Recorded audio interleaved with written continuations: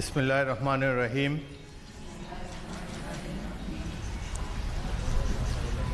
আসসালামু আলাইকুম। আপনাদের সবাইকে আন্তরিক অভিনন্দন ও শুভেচ্ছা।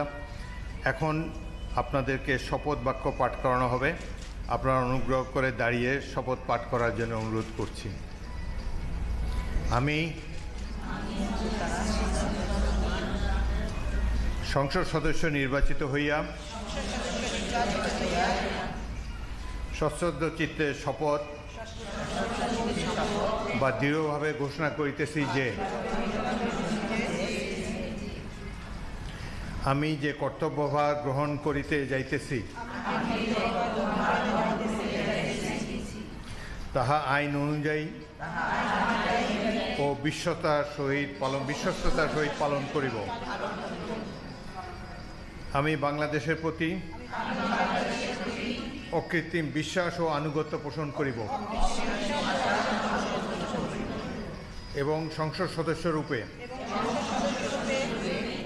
আমার কর্তব্য পালনকে ব্যক্তিগত স্বার্থের দ্বারা প্রভাবিত হইতে দিব না। ধন্যবাদ।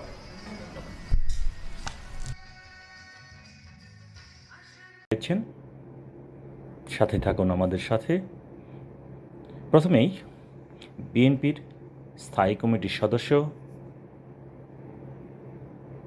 প্রবীণ রাজনীতিবিদ সেলিনা রহমান।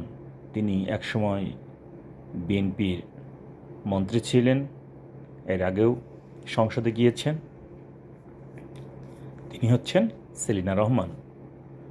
আলোচিত নেত্রী শিরিন সুলতানা এর আগেও সংসদ সদস্য ছিলেন।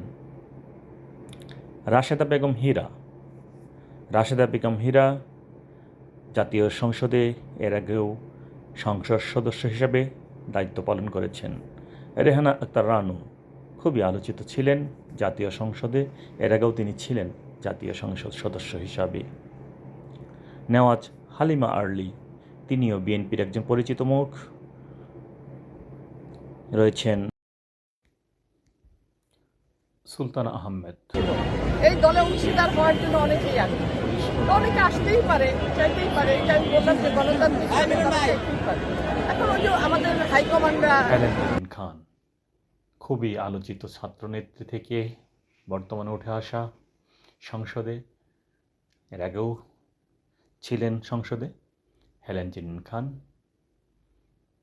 তারপর নীলুফার চৌধুরী মণি, জামালপুরের অগ্নিকন্যা নীলুফার চৌধুরী মণি, টকশোর আলোচিত মুখ ছাত্রনেত্রী নীলুফার চৌধুরী মণি। রয়েছেন ডাক্তার সানসিলা জেবরিন প্রিয়াঙ্কা। 28 সন থেকে জাতীয় সংসদ নির্বাচন করে আসছেন তিনি। এবার আমি ডাক্তার সানসিলা জেবরিন প্রিয়াঙ্কা।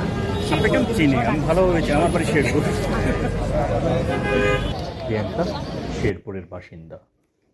ডাক্তার প্রিয়াঙ্কা শেরপুরের বাসিন্দা।